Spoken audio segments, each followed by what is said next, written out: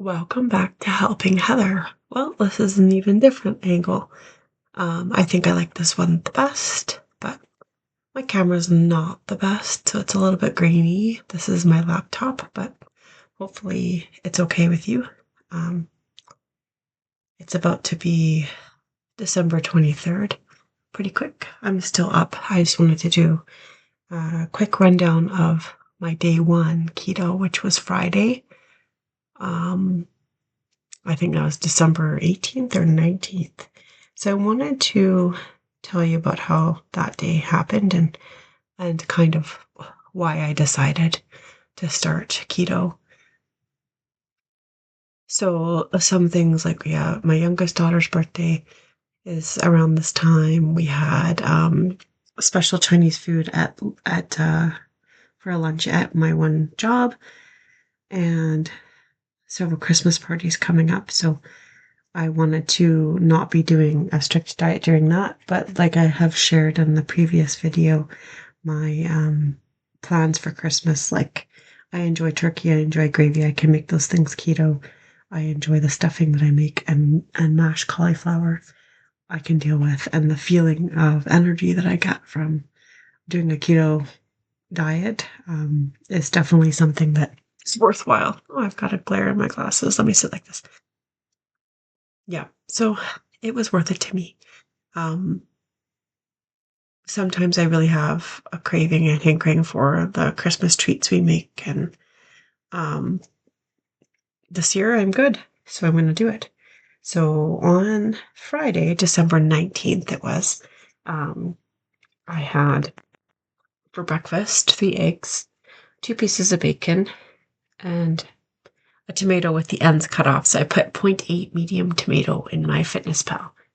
And then, of course, I added some salt to the eggs. Lunch, I made, my grandma and mom used to call it click and pickle, but of course it's spam. I didn't get click, I got spam because it was on sale. But I'll sometimes get just what's called the luncheon meat or the click, and so the pickle has to be a sweet pickle. So I had one gherkin that I chopped up. It's one of those small little sweet pickles. I've chopped that up in with my spam, and I did 2 ounces of spam. I measured it with a scale, and I put in a teaspoon of mustard and 2 tablespoons of light mayo. And it's because I was trying to also stick with a calorie restriction.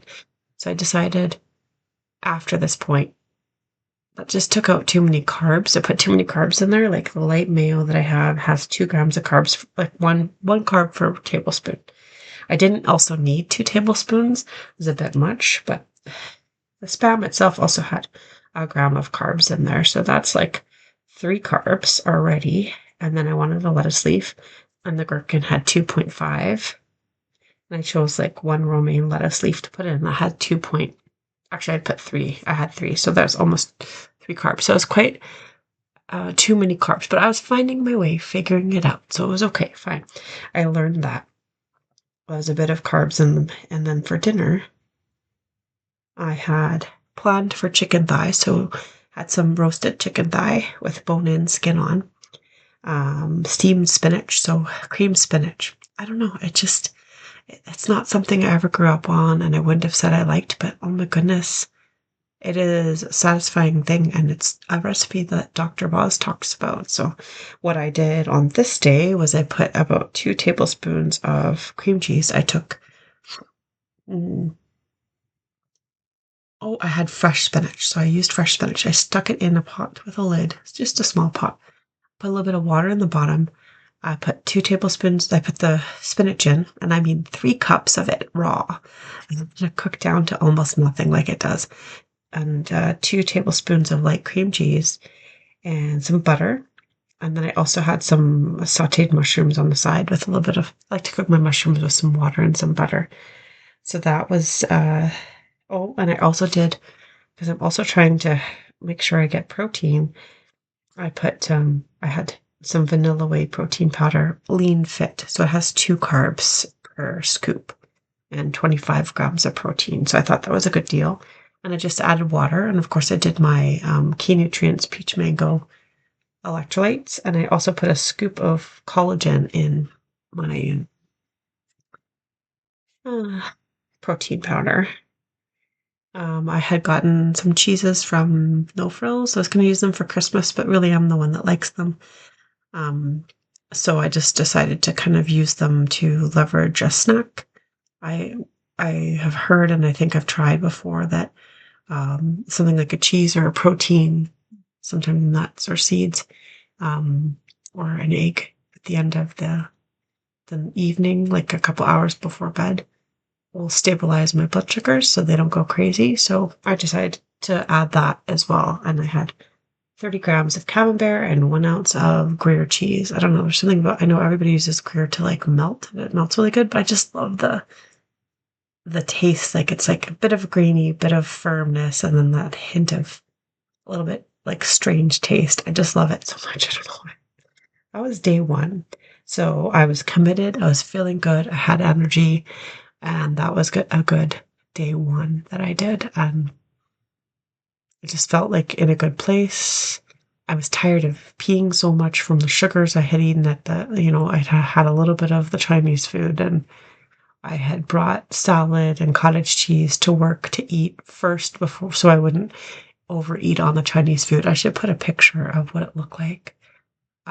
If I can figure out how to do that, I will do that at this point. And it was like all noodles, like probably like 10 servings of noodles, and then orange chicken, which is very sweet. And if I would have eaten all that, or even half of the noodles and all of the meat, I would have been so like, so I don't know what they're thinking. There was no stir fry vegetables, nothing. So what are they thinking? I don't get it. Like this world nowadays, we don't move as much as we don't need that much. Yeah. So I managed through that. Then of course we just have treats everywhere, and then we're given chocolates and cookies from different people, and so I'd had a few of those, and I was just feeling like I am done. I am done. I don't want to do this anymore. And I'm in control of what comes into my house. So if I don't want to buy a bunch of chips and pop and have that in my house and have that be tempting, then I'm not going to. And honestly, in our house, when with all our family here, the two girls and my husband and I, we don't eat all the snacks. We eat three good solid meals, and if we want a snack, we have things like fruit and yogurt, veggies and dip, meat and cheese, pickles, things like that. And everyone's happy with that. We even have popcorn on hand, so we could do that too. And I'm not tempted. Sometimes I'm tempted by popcorn, but right now I'm particularly pretty strong with it. So um, day one, day one, that's how it went, and that's kind of why I started. So there you go. Yeah, I'm gonna do another video on day two and day three. I'm not sure the best on how to sign these off. I guess excuse me, I'll find my way. I'll figure it out, but I don't know if there's a tagline I should have or what, but um, I just really appreciate you. I appreciate you taking the time to journey with me. I hope that you learn some things. Um, One thing I guess I do want to add, in the first 7 to 10 days of keto, I want to stop you from doing a big grocery shop and a big meal plan and getting excited about all that. I want you to instead um, think about things that are fatty and low carb that you enjoy eating, that are naturally that way, and maybe have a few of those on hand. I know that for myself, like thinking about the beverages you would like to drink, right? Because a lot of them are full of sugar. So, do you have electrolyte powder? That one would be super important, and you want to find a sugar-free one. I really love drinking club soda and lime juice. It just hits, right? It's got the bubbliness. I put it in the fridge. It's nice and cold. It's bubbly. There's a bit of salty taste, and then the lime juice, the bit of citrus hit. And I just put a little dash in of lime, and that's it. It just is very refreshing to me. It feels special, but it has no carbs. And It's got a little bit of sodium in there, so it's good. But that's one of my favorite drinks. So to stay hydrated, to feel like this zero calorie, zero carb thing is special for me. I'll have club soda and lime juice. If you are into teas, like you could put some salt in the tea as well. So if you like herbal teas, it's Christmas time now. Like if there's some special Christmas teas you like that don't have any carbs, I'm sure most of them are carb free, but just check just in case. They are an excellent way to get some liquids into you and to have what Dr. Becky Gillespie calls as a meal ender. So at the end of your meal, having tea, and that's your habit, a herbal tea, spearmint tea, or whatever you like, and having that sipping nicely, that kind of signals to your brain and your body, you're done eating now. And if you consistently do that, it sends a good signal. So that's a good idea to have on hand if you have those kinds of things. Things that are full of fat that you would enjoy eating uh, as a snack or whatever. Having a good bone broth, or like you can buy powdered bone broth and it usually comes with no salt in it.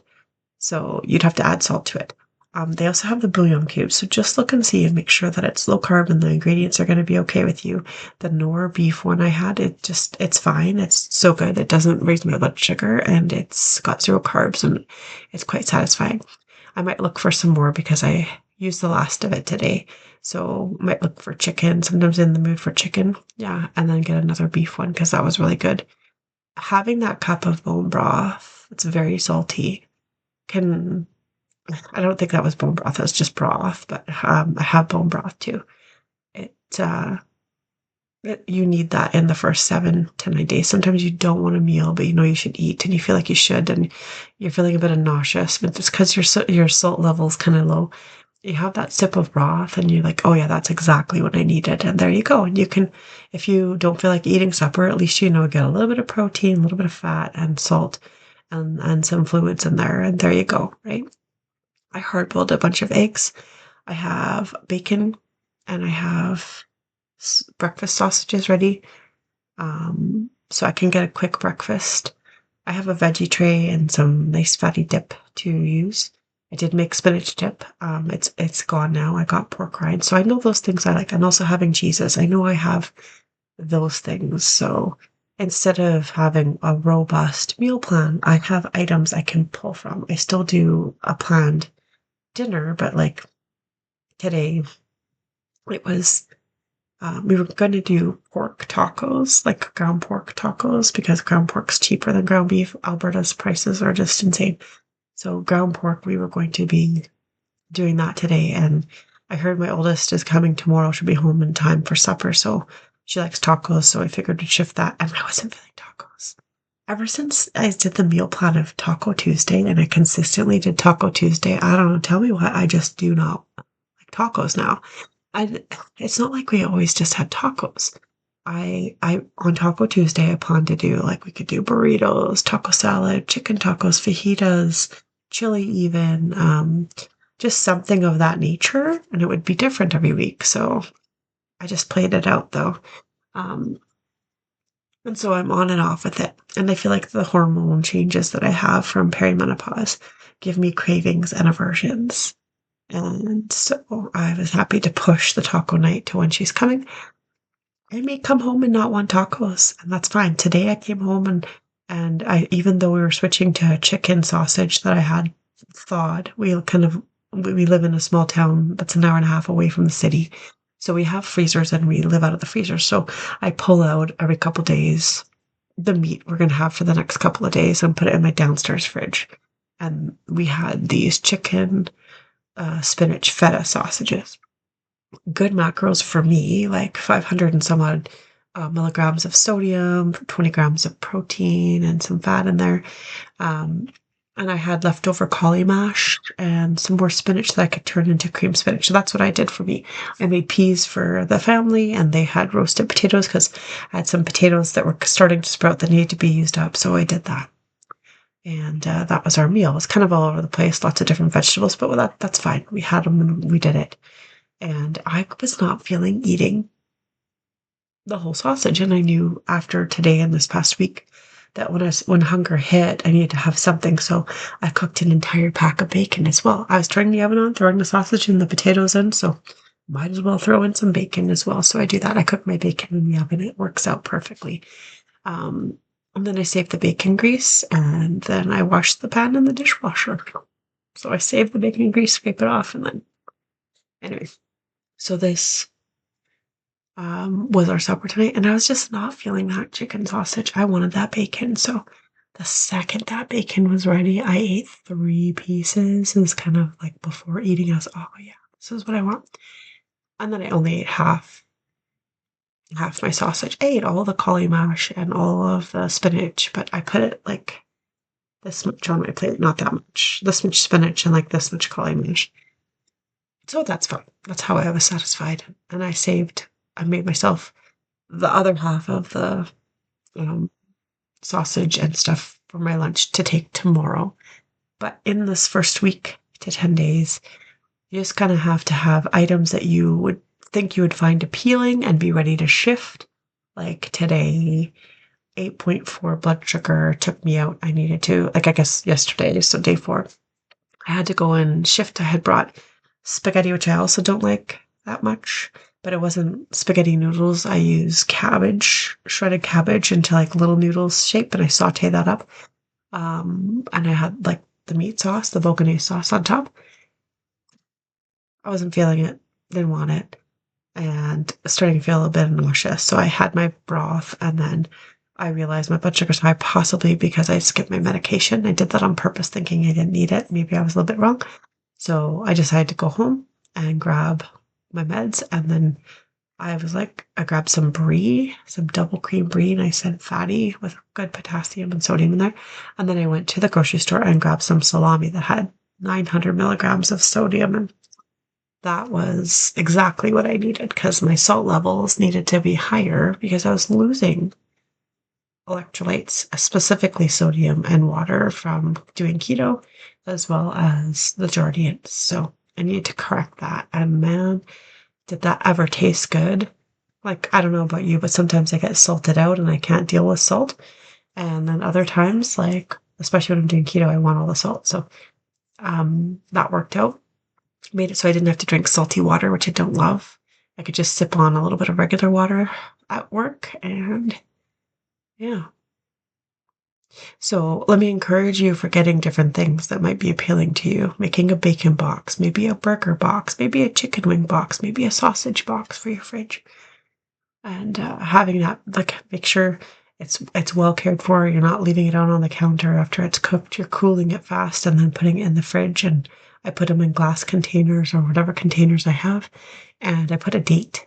I get those dissolvable labels, and I put what's in the box and what date I put them in there so that I know. And anything meat, max of 5 days.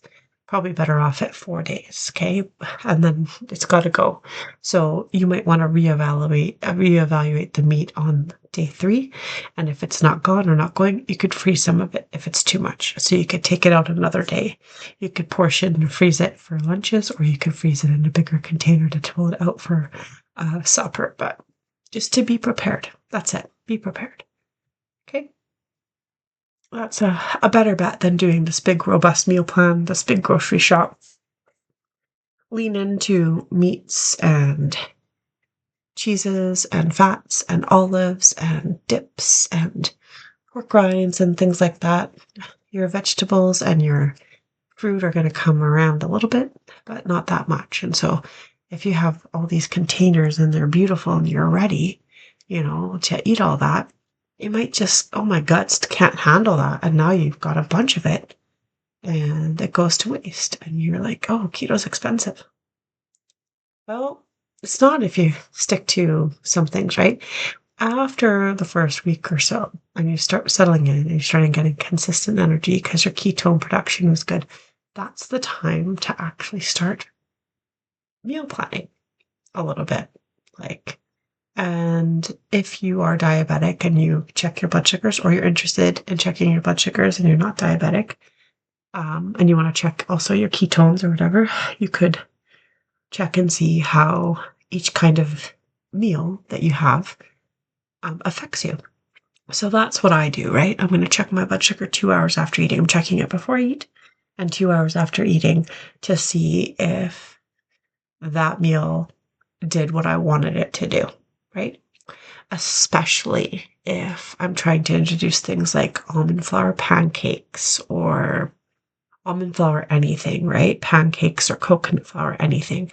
Something that's supposed to be keto and that's supposed to be high fiber and something that could be allowable. If I'm jonesing for pancakes or jonesing for waffles or muffins, or I just want to have something quick and easy, maybe it's biscuit, something like that. Maybe I want to make a breakfast sandwich with a biscuit.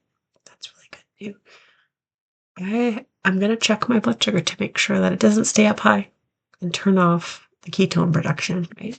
Because if blood sugar being high means insulin's high, and that turns off ketone production. So,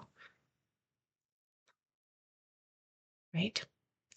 This is 20 minutes long. I'm so sorry, but day one, that's what happened. And then this is some advice for your first 7 days. So take it with a grain of salt. You know yourself better than I do. I'm not a doctor. This is not medical advice. This is helping you with sharing what it is I have learned on my journey and what I found helpful. So you can do keto on a budget. You can do it simply instead of having to have a robust meal plan. You can still feed your family normal things, and then you tuck yours aside, being a little different. Um, you might give them, you might plan chicken thighs instead of chicken breast. They are cheaper. They are cheaper. Drumsticks are cheaper, than chicken breast. So you're actually going to save some money if you move to keto. Yeah, fats can be expensive, olive oil and avocado oil, but you buy once every couple of months and you don't need a lot. Measure it out. Measure it out so you can put it in your fitness pal. I like that better than chronometer. I like the feature of entering my own recipes on my fitness pal, and then you can say how many it serves. So I've just made up recipes of what I was doing, like my cream spinach. It's different every time depending upon what I have. So I'll just tuck in a quick, cream spinach with cream spinach with cream cheese, cream spinach with butter and sour cream, like whatever it is I have on hand, and put it in. And I lean into that because cooked spinach has more potassium, and we're always low on potassium, especially on the keto diet. So 1 cup of cooked spinach has 900 milligrams of potassium. 1 cup of raw spinach only has 200 to 300 milligrams. And we need 4,700 milligrams of potassium from food every day. Potassium is an electrolyte we need. And it makes us relax. It helps our heart, all that. It'll stop our heart if we take a supplement of too much of it. So the supplements are sold at 1 and 200 milligrams only. You can't go and take a whole bunch of them. You will cause yourself a problem. So please don't do that. I will take 1 potassium in an evening, and that's it. I think the bottle says you can take 3, but separated 3 different times. So it's always better on the advice of doctors and pharmacists to deal with supplementing potassium, but eating it, getting it from our diet. I think there's 300 or 400 in a portion of meat. Mushrooms might have some, and like different keto foods, but where potassium is really strong is in things we don't eat on the ketogenic diet because we just can't. We can't, like potatoes and corn and legumes. So kale has it, cooked for some, all the greens have it, but cooked, it's more bioavailable. That's why it's 900. Plus, you're getting more when it's cooked. A 1 cup of cooked spinach or cooked kale is a heck of a lot more than the raw stuff because it cooks down, right? So, anyway, I might not have turned you on to cream spinach, and that's okay. But that's one of the reasons I might have a taste for it, and one of the reasons I try to eat it. Yeah, you can also put it in smoothies, but kale's better in a smoothie with berries like blackberry, blueberries and stuff and don't, of course, we're not putting bananas. That's too high carb, but it turns off the the polyphenols. So you want to use kale. I put a little bit of avocado, and I buy the frozen avocado in the frozen section because the avocados just do not turn ripe enough to use. So, and then you can dial in how many pieces or how much of a cup or something you're going to put in. So, a real good smoothie recipe. Got this from Rhonda Patrick on. She was on High Intensity Health. She's got her own channel. I don't know if it's just called Rhonda Patrick, but she's a nutrition scientist of high level. Not really sure exactly. And her recipe was a good one that I like to use. Probably a little bit of yogurt, but the avocado brings the creaminess. A little bit of yogurt causes like you've got some protein and probiotics. You could put cottage cheese in if you want.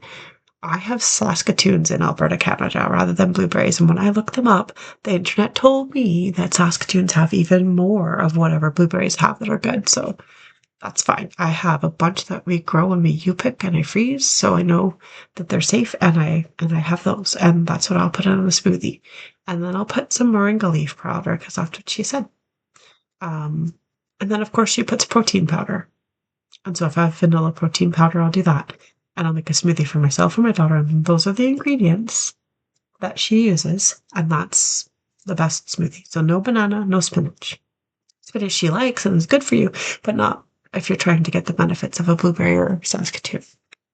Okay, this is a 26-minute video now. I hope you're okay with that. I was trying to figure out a tagline to say goodbye, and then I got going again. I have a lot of knowledge, I have a lot of information. I hope that you enjoy that and that I'm entertaining enough for you. Um, and I just also wish you well. I hope your journey is going well. I hope you're doing well.